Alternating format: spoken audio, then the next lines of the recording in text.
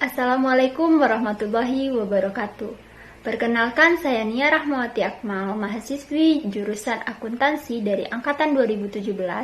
Pada kesempatan kali ini, saya akan mempresentasikan hasil dari skripsi saya yang berjudul Pengaruh Penurunan Tarif Pajak, Sosialisasi Perpajakan, dan Sanksi Pajak terhadap Kepatuhan Wajib Pajak. Studi pada pelaku UMKM yang berada di wilayah kerja KPP Pratama Payakumbuh. Sebelumnya, saya ingin mengucapkan terima kasih kepada dosen pembimbing saya, Bapak Rahmat Kurniawan, SEAKME, CACPAI BKP, yang telah memberikan bimbingan kepada saya sehingga saya bisa menyelesaikan skripsi ini. Dan juga, saya ingin mengucapkan terima kasih kepada dosen penelaah saya nantinya, yang akan memberikan kritik dan saran untuk membangun skripsi ini menjadi lebih baik lagi. Dan terima kasih kepada teman-teman yang telah menyaksikan video ini. Pada presentasi kali ini akan dibahas 5 pokok bahasan, yaitu bab 1 pendahuluan, bab 2 tinjauan pustaka, bab 3 metode penelitian, bab 4 hasil penelitian dan pembahasan, dan bab 5 penutup. Pokok bahasan yang pertama yaitu bab 1 pendahuluan, yang terdiri dari beberapa subbagian. Yang pertama, latar belakang. Pajak memiliki peranan penting bagi penerimaan negara dalam mendanai APBN. Pajak dapat dikatakan sebagai penunjang dalam pembangunan nasional di Indonesia karena pembangunan nasional yang telah dilaksanakan, sebagian besar dananya berasal dari sektor perpajakan. Realisasi penerimaan pajak di Indonesia dalam 5 tahun terakhir ini konsisten dalam presentase capaian di atas 80% seperti yang terlihat pada tabel. Pada tahun 2019, capaian penerimaan pajak yaitu 84,44%, di mana terdapat penurunan persentase capaian yang cukup tajam dibandingkan dengan tahun 2018. Adanya penurunan penerimaan pajak tersebut mengindikasikan terjadinya penurunan kepatuhan dari wajib pajak dalam membayar kewajiban pajaknya. Kepatuhan wajib pajak merupakan faktor penting dalam merealisasikan target penerimaan pajak. Semakin tinggi kepatuhan wajib pajak, maka penerimaan pajak akan semakin meningkat. Kepatuhan pajak diartikan sebagai kemauan wajib pajak untuk patuh dan taat dalam mematuhi semua kewajiban perpajakannya sesuai dengan peraturan perpajakan yang berlaku. Berdasarkan data BPS update terakhir tanggal 10 Januari tahun 2020, PPH atau pajak penghasilan memberikan kontribusi terbesar bagi penerimaan pajak di Indonesia. Selain itu, PPH juga mengalami pertumbuhan dalam 10 tahun terakhir. Salah satu sumber penerimaan pajak penghasilan yaitu berasal dari wajib pajak pelaku usaha mikro, kecil, dan menengah, baik orang pribadi maupun badan. UMKM merupakan usaha yang mendominasi di Indonesia. Hal ini dapat dilihat dari data Kementerian Koperasi dan UMKM, di mana pada tahun 2018 UMKM berkontribusi 57,8% terhadap produk domestik bruto di Indonesia. UMKM di Indonesia jumlahnya berkisar 64 juta unit dari total unit usaha yang ada di Indonesia saat ini. UMKM di Indonesia mengalami pertumbuhan yang cukup signifikan dalam beberapa tahun terakhir.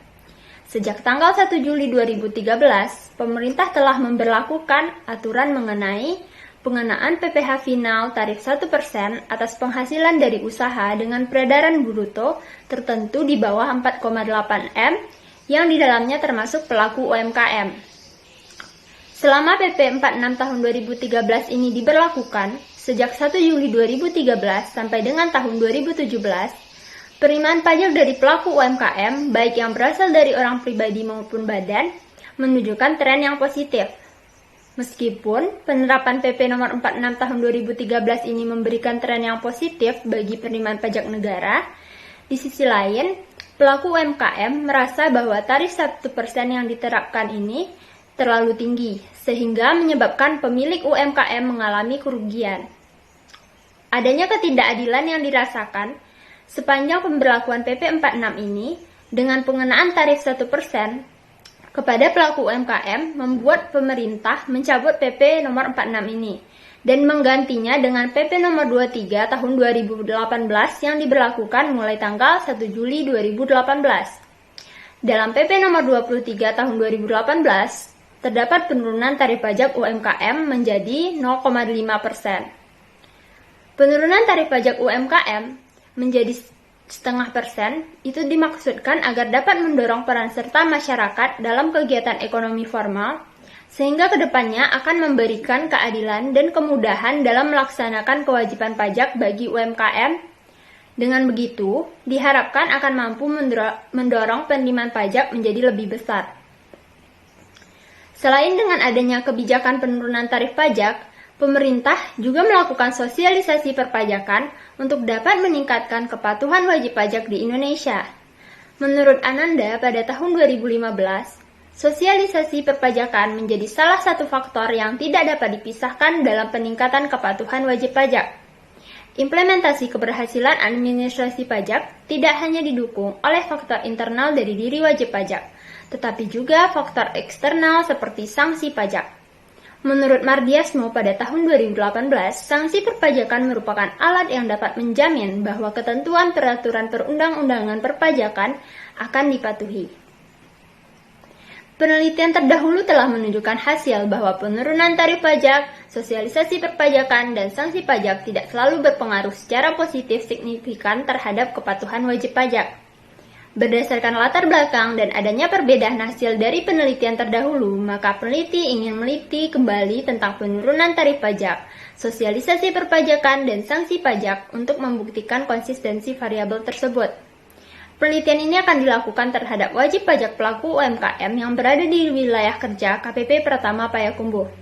Daerah yang termasuk wilayah kerja KPP Pratama Payakumbuh yaitu adalah Kota Payakumbuh, Kabupaten 50 Kota, dan Kabupaten Tanah Datar. Berikutnya rumusan masalah. Terdapat 3 rumusan masalah dalam penelitian ini. Yang pertama, apakah terdapat pengaruh penurunan tarif pajak terhadap kepatuhan wajib pajak UMKM? Yang kedua, apakah terdapat pengaruh sosialisasi perpajakan terhadap kepatuhan wajib pajak UMKM? Dan yang ketiga, apakah terdapat pengaruh sanksi pajak terhadap kepatuhan wajib pajak UMKM? Selanjutnya, tujuan penelitian.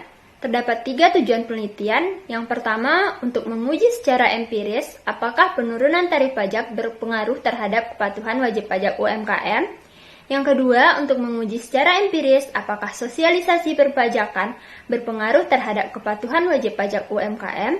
Dan yang ketiga, untuk menguji secara empiris apakah sanksi pajak berpengaruh terhadap kepatuhan wajib pajak UMKM. Adapun manfaat penelitian yang dapat diperoleh dari penelitian ini, yang pertama, manfaat akademis, yaitu menjadi tambahan kepustakaan yang diperlukan untuk penelitian berikutnya dengan topik yang serupa, sehingga bisa menjadi referensi untuk penelitian tersebut.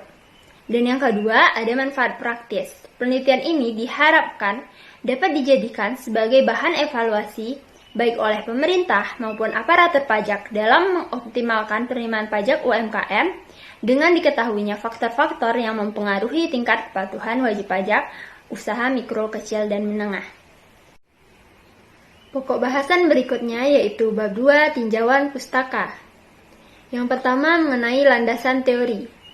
Teori atribusi. Teori atribusi itu dipelopori oleh Bernard Weiner dan Fritz Heider pada tahun 1958. Teori atribusi menyatakan bahwa perilaku seseorang dapat ditentukan oleh 2 kekuatan, yaitu kekuatan internal yang meliputi faktor-faktor yang berasal dari diri seseorang dan kekuatan eksternal yang meliputi faktor-faktor yang berasal dari luar diri seseorang.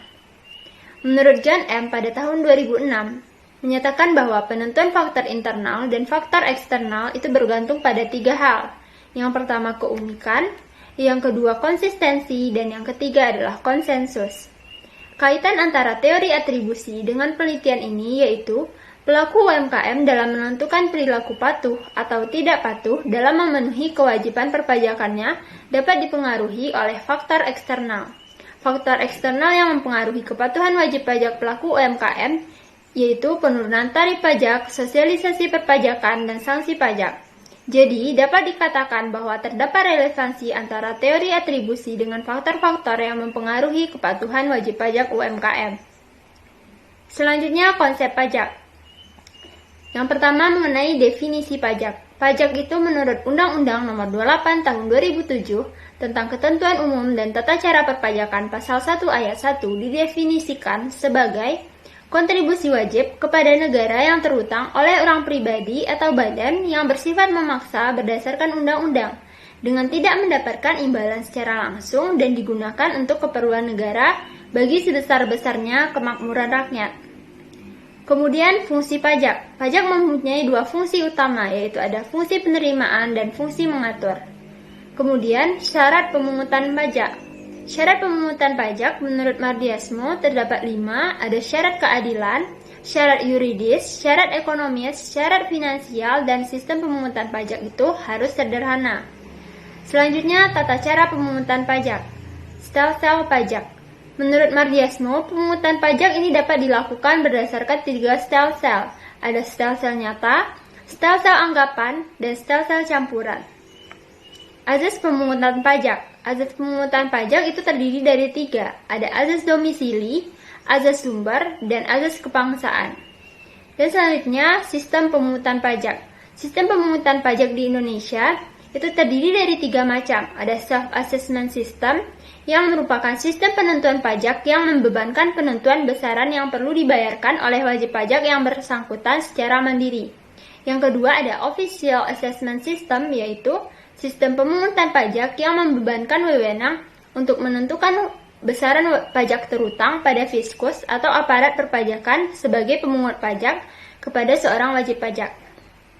Dan yang ketiga ada withholding system, adalah sistem pemungutan pajak yang memberi wewenang kepada pihak ketiga, bukan fiskus dan bukan wajib pajak yang bersangkutan, untuk menentukan besarnya pajak yang terutang oleh wajib pajak. Berikutnya, usaha mikro, kecil, dan menengah. Menurut Undang-Undang Nomor 20 Tahun 2008, Pasal 6, suatu usaha dikategorikan sebagai UMKM itu terdapat beberapa kriteria. Untuk kriteria usaha mikro, memiliki kekayaan bersih paling banyak 50 juta rupiah, tidak termasuk tanah dan bangunan tempat usaha, atau memiliki hasil penjualan paling banyak 300 juta rupiah. Selanjutnya untuk kriteria usaha kecil, memiliki kekayaan bersih lebih dari 50 juta rupiah dengan paling banyak 500 juta rupiah, tidak termasuk tanah dan bangunan tempat usaha, atau memiliki penjualan tahunan lebih dari 300 juta rupiah sampai dengan paling banyak 2,5 miliar. Dan untuk kriteria usaha menengah itu memiliki kekayaan bersih lebih dari 500 juta rupiah sampai dengan paling banyak 10 miliar, tidak termasuk tanah dan bangunan tempat usaha, atau memiliki penjualan tahunan lebih dari 2,5 miliar sampai dengan paling banyak 50 miliar. Selanjutnya mengenai kepatuhan wajib pajak. Gunadi mendefinisikan kepatuhan wajib pajak itu sebagai kesediaan wajib pajak untuk memenuhi kewajiban pajaknya sesuai dengan aturan yang berlaku, tanpa harus dilakukan pemeriksaan, investigasi saksama, peringatan ataupun ancaman dan penerapan sanksi baik hukum maupun administrasi. Kriteria kepatuhan wajib pajak itu menurut PMK nomor 39/2018 itu terdapat beberapa kriteria kepatuhan wajib pajak. Yang pertama, tepat waktu dalam menyampaikan SPT. Yang kedua, tidak mempunyai tunggakan pajak untuk semua jenis pajak, kecuali tunggakan pajak yang telah memperoleh izin untuk mengangsur atau menunda pembayarannya. Yang ketiga, laporan keuangan diaudit oleh akuntan publik atau lembaga pengawasan keuangan pemerintah dengan pendapat wajar tanpa pengecualian selama 3 tahun berturut-turut. Dan yang terakhir yaitu tidak pernah dipidana karena melakukan tindak pidana di bidang perpajakan berdasarkan putusan pengadilan yang telah mempunyai kekuatan hukum tetap dalam jangka waktu 5 tahun terakhir. Mengenai penurunan tarif pajak UMKM, yaitu kebijakan yang telah dibuat pemerintah mengenai pengenaan tarif 1% terhadap WP UMKM tidak jarang masih dikeluhkan oleh pelaku bisnis. Oleh sebab itu, pemerintah mengambil langkah untuk merevisi tarif pajak UMKM melalui penerbitan PP nomor 23 tahun 2018 tentang pajak penghasilan atas penghasilan dari usaha yang diterima atau diperoleh wajib pajak yang memiliki peredaran bruto tertentu. Dalam PP nomor 23 tahun 2018, pasal 2 ayat 1 dan 2 mengatur mengenai penurunan tarif pajak UMKM yang berbunyi, atas penghasilan dari usaha yang diterima atau diperoleh wajib pajak dalam negeri yang memiliki peredaran bruto tertentu, dikenai pajak penghasilan yang bersifat final dalam jangka waktu tertentu. Kemudian tarif pajak penghasilan yang bersifat final sebagaimana yang diatur pada ayat 1 itu sebesar 0,5%.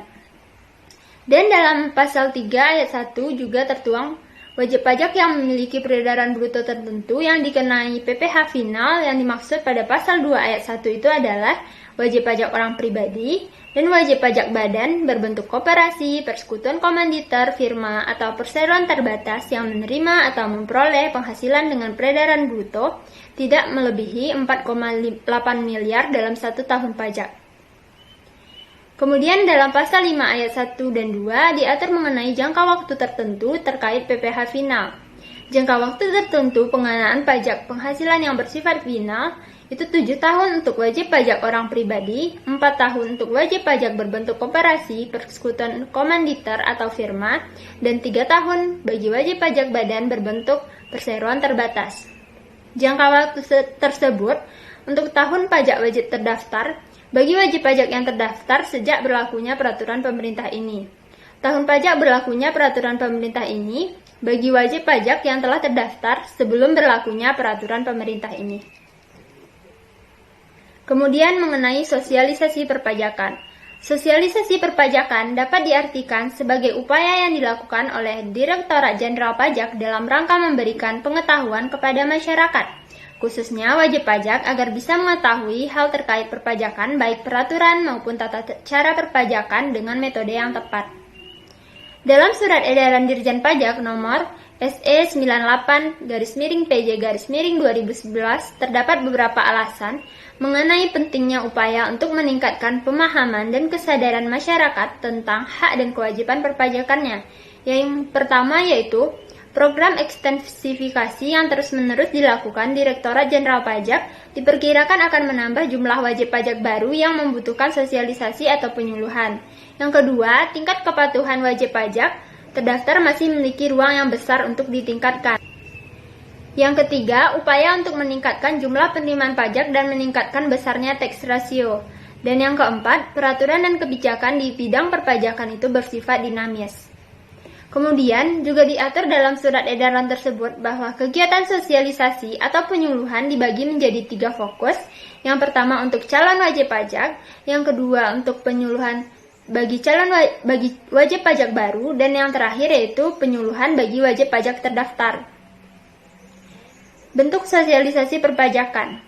Bentuk sosialisasi perpajakan ada beberapa. Yang pertama publikasi, yaitu kegiatan penyampaian informasi yang dapat dilakukan baik melalui media cetak atau media elektronik maupun media audiovisual.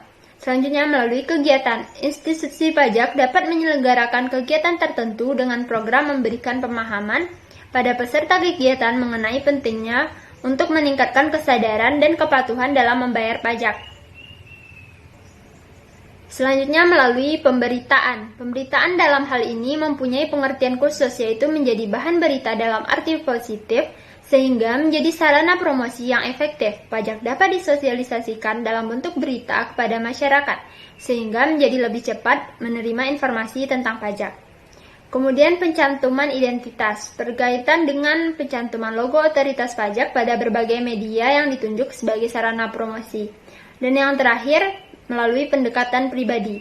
Pendekatan pribadi merupakan pendekatan yang dilakukan secara informal untuk mencapai tujuan tertentu.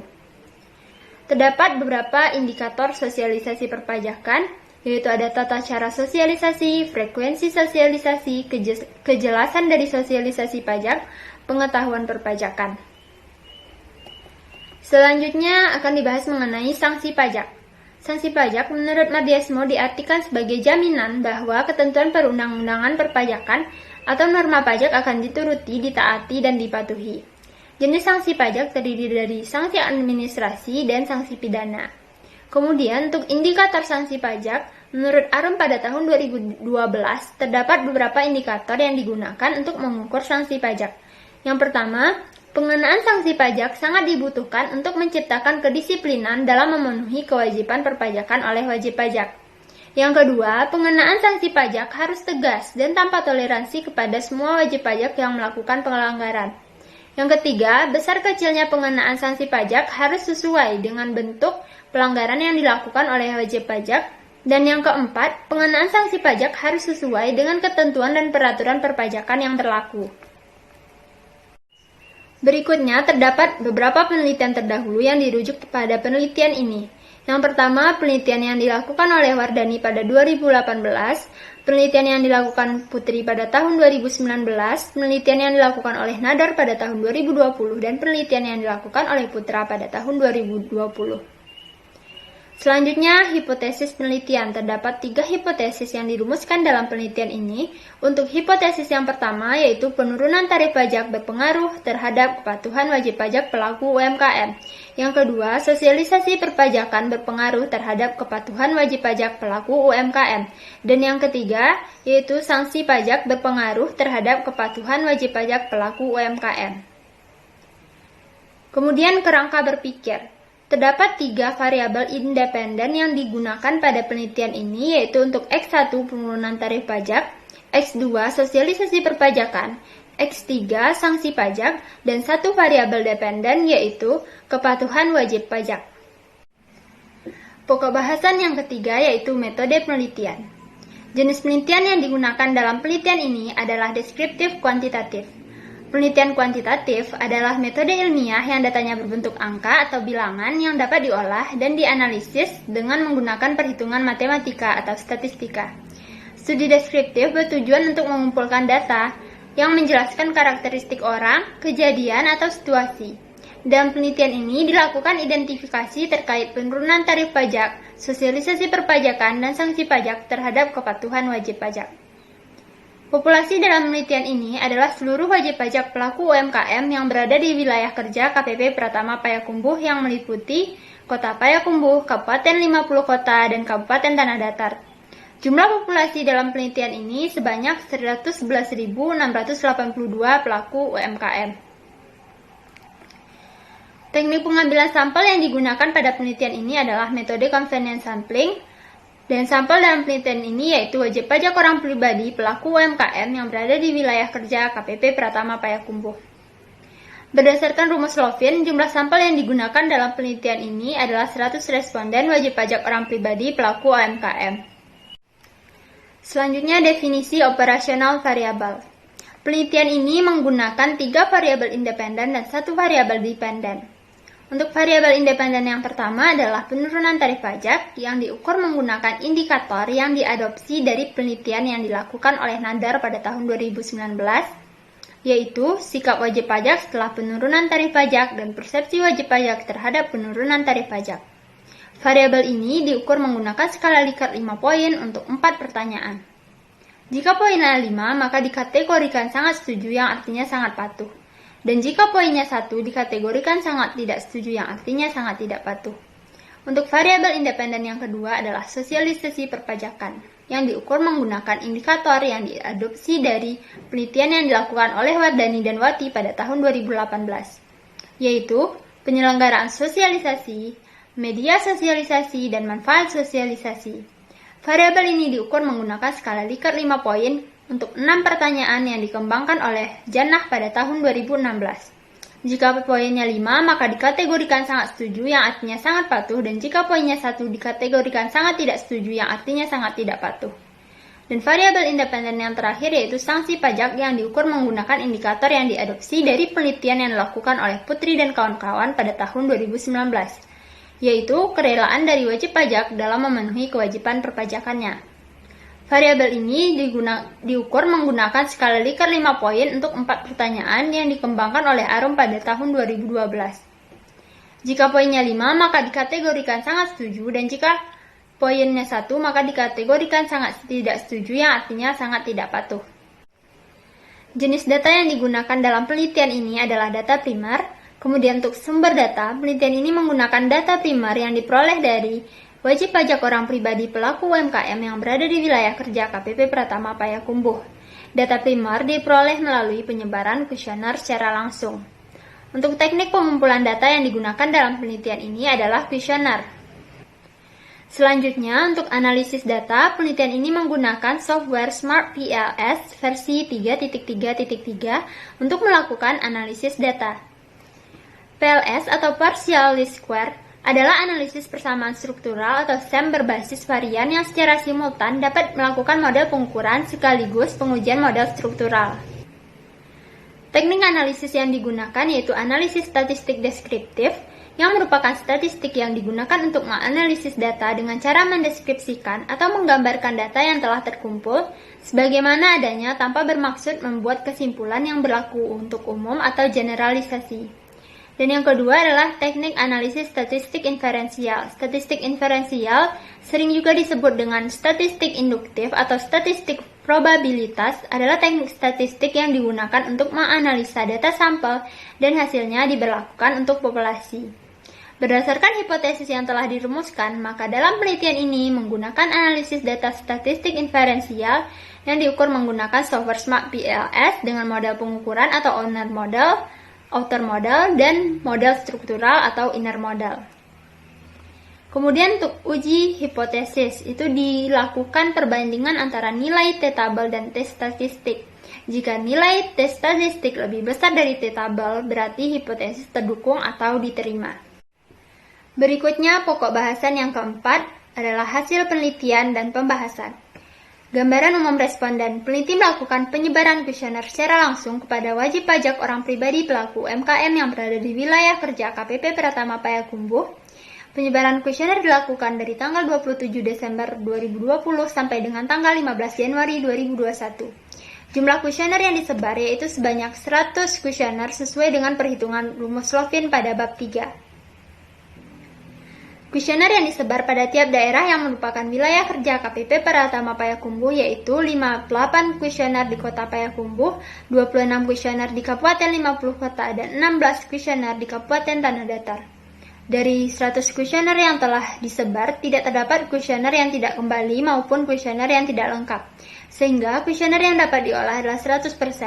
Berdasarkan pengumpulan data yang telah dilaksanakan, dapat dijelaskan distribusi frekuensi dari identitas responden yang terdiri dari jenis kelamin, usia, pendidikan terakhir, jenis usaha, dan lama punya usaha. Untuk yang pertama, gambaran umum responden berdasarkan jenis kelamin. Dapat dilihat pada tabel dari total 100 responden yang digolongkan berdasarkan jenis kelamin, terdapat responden paling banyak yaitu berjenis kelamin perempuan sebanyak 62 orang, dan sisanya responden berjenis kelamin laki-laki sebanyak 38 orang. Selanjutnya, responden berdasarkan usia. Dapat disimpulkan bahwa responden yang paling banyak dalam penelitian ini berdasarkan penggolongan usia adalah responden yang berusia besar dari 45 tahun, yaitu sebanyak 49 orang, dan responden yang paling sedikit yaitu responden yang berusia dalam rentang 36-40 tahun, yaitu sebanyak 4 orang. Selanjutnya, gambaran umum responden berdasarkan pendidikan terakhir. Dapat disimpulkan bahwa responden pada penelitian ini yang digolongkan berdasarkan pendidikan terakhir itu paling banyak menempuh pendidikan terakhir SMA atau sederajat, yaitu sebanyak 69 orang. Dan yang paling sedikit menempuh pendidikan terakhir magister atau S2 sebanyak 2 orang. Selanjutnya, gambaran umum responden berdasarkan jenis usaha. Dapat dilihat pada tabel bahwa responden yang terbanyak itu terdapat pada responden dengan jenis usaha di bidang industri sebanyak 52 orang, dan paling sedikit responden dengan jenis usaha di bidang jasa sebanyak 10 orang. Dan gambaran umum responden berdasarkan lama punya usaha. Itu dapat disimpulkan bahwa penggolongan responden berdasarkan lama punya usaha paling banyak terdapat pada responden yang menjalankan usahanya dalam waktu lebih dari 20 tahun, yaitu sebanyak 28 orang. Dan paling sedikit terdapat pada responden yang telah menjalankan usahanya dalam waktu kurang dari 6 tahun, yaitu sebanyak 14 orang. Berikutnya, hasil dari statistik deskriptif. Dapat diketahui pada tabel sampel dalam penelitian ini yaitu berjumlah 100 responden dengan 4 variabel. Variabel independen yang pertama adalah penurunan tarif pajak dengan nilai minimum sebesar 7 dan nilai maksimum sebesar 20. Nilai rata-rata untuk jawaban responden atas pertanyaan mengenai variabel penurunan tarif pajak yaitu 16,43.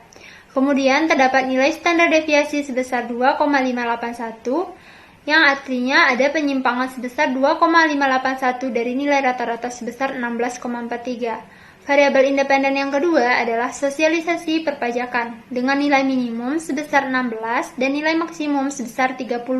Nilai rata-rata untuk jawaban responden atas pertanyaan mengenai variabel sosialisasi perpajakan adalah 25,39. Kemudian terdapat nilai standar deviasi sebesar 3,063 yang berarti adanya penyimpangan sebesar 3,063 dari rata-rata sebesar 25,39. Kemudian, variabel independensi yang ketiga adalah sanksi pajak dengan nilai minimum sebesar 9 dan maksimum sebesar 20. Rata-rata untuk jawaban responden atas pertanyaan mengenai variabel sanksi pajak adalah 16,24. Kemudian, terdapat nilai standar deviasi 2,272 yang berarti adanya penyimpangan sebesar 2,272 dari nilai rata-rata 16,24.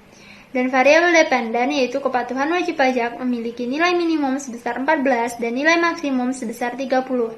Nilai rata-rata untuk jawaban responden atas pertanyaan mengenai variabel kepatuhan wajib pajak adalah 24,64. Kemudian terdapat nilai standar deviasi sebesar 3,418 yang berarti adanya penyimpangan sebesar 3,418 dan nilai rata-rata sebesar 24,64.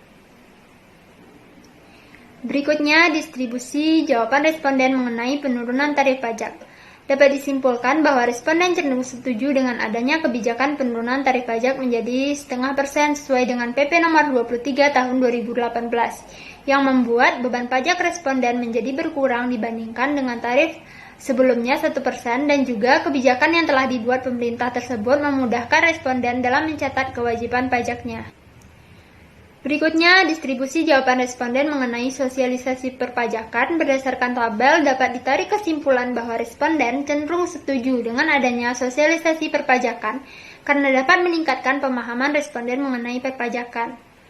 Untuk distribusi jawaban responden mengenai sanksi pajak, juga dapat ditarik kesimpulan bahwa responden cenderung setuju dengan adanya penerapan sanksi pajak karena dapat meningkatkan kedisiplinan responden sebagai wajib pajak dalam memenuhi kewajiban pajaknya. Dan distribusi jawaban responden mengenai kepatuhan wajib pajak dapat ditarik kesimpulan bahwa responden cenderung setuju dengan pernyataan tentang kepatuhan wajib pajak yang meliputi mendaftarkan diri sebagai wajib pajak, menghitung dan membayar pajak penghasilan, serta mengisi dan melaporkan SPT. Berikutnya, pengujian model pengukuran atau outer model. Pengujian model pengukuran diawali dengan penginputan data ke dalam Microsoft Excel 2007. Selanjutnya, data tersebut disimpan dengan format file CSV. Data yang disimpan dalam format file CSV tersebut tidak boleh ada satupun kolom yang tidak terisi. Setelah itu, dilakukan pengujian yang diuji dengan SAM dan menggunakan program Smart PLS versi 3.3.3. Untuk yang pertama yaitu uji validitas. Standar loading yang digunakan dalam penelitian ini adalah sebesar 0,5. Dapat dilihat pada gambar yaitu model antar konstruk output Smart PLS. Kemudian, dapat dilihat nilai outer loading untuk setiap indikator dalam penelitian ini lebih besar dari 0,5 yang berarti bahwa setiap indikator yang diuji dalam penelitian ini adalah valid. Selain dengan nilai outer loading, juga terdapat nilai average variance extract atau AVE untuk mengetahui valid atau tidak validnya data dalam penelitian. Penelitian ini dikatakan memiliki validitas konvergen yang baik jika nilai AVE-nya lebih besar dari 0,5. Dapat dilihat bahwa konstruk penurunan tarif pajak, sosialisasi perpajakan, sanksi pajak, dan kepatuhan wajib pajak memiliki nilai AVE yang lebih besar dari 0,5, yang artinya semua konstruk dalam penelitian ini memiliki validitas konvergen yang baik. Kemudian, ada nilai Fornal-Larker Criterion. Berdasarkan tabel dapat dilihat bahwa nilai dari akar AVE lebih tinggi dibandingkan dengan nilai korelasi antar konstruk lainnya yang berarti bahwa setiap konstruk memiliki validitas diskriminan atau discriminar validity yang baik. Selain menggunakan nilai yang dihasilkan pada Fornal-Larker Criterion, validitas diskriminan juga ditentukan oleh nilai cross-loading.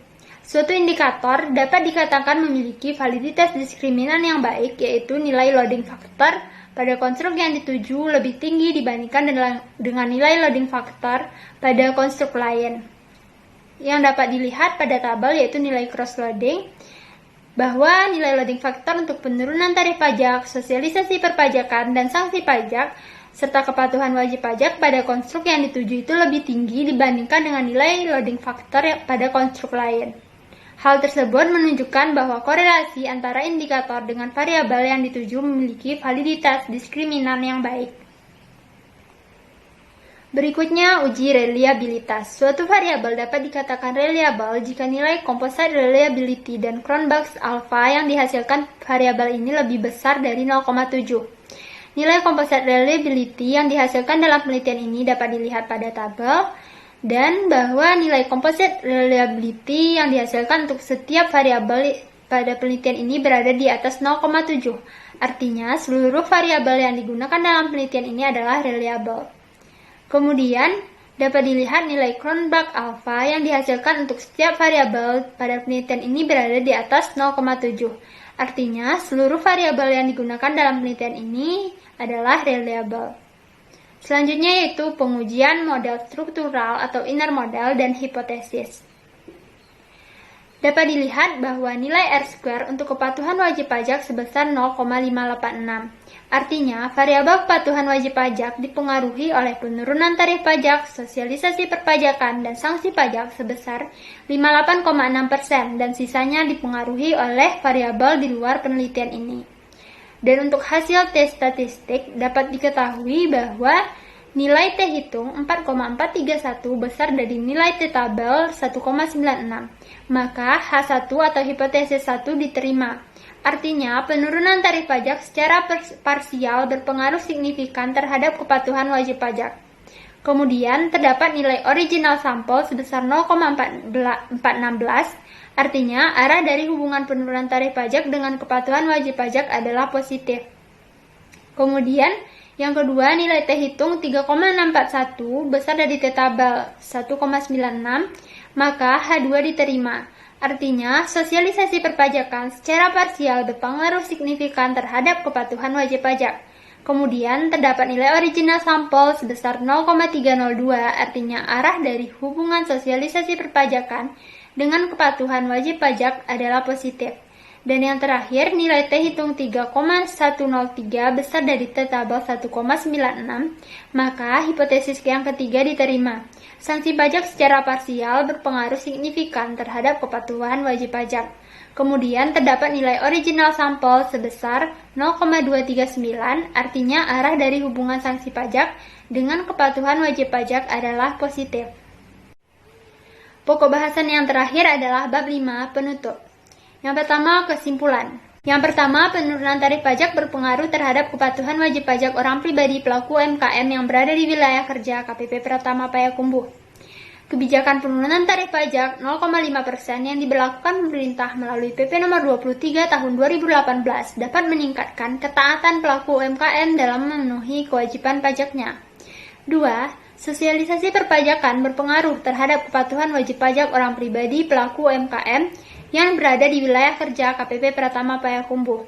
Semakin gencar sosialisasi perpajakan yang dilakukan oleh pemerintah terhadap wajib pajak pelaku UMKM, maka akan meningkatkan pemahaman dan kesadaran wajib pajak pelaku UMKM mengenai arti pentingnya pajak. Dan yang ketiga, sanksi pajak berpengaruh terhadap kepatuhan wajib pajak orang pribadi pelaku UMKM yang berada di wilayah kerja KPP Pratama Payakumbuh. Hal ini menunjukkan bahwa sanksi pajak dapat meningkatkan kedisiplinan wajib pajak pelaku UMKM dalam memenuhi kewajiban perpajakannya.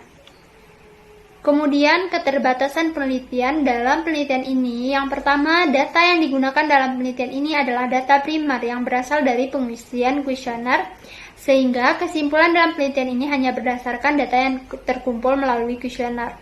Yang kedua, penelitian ini hanya berfokus pada wajib pajak pelaku UMKM orang pribadi.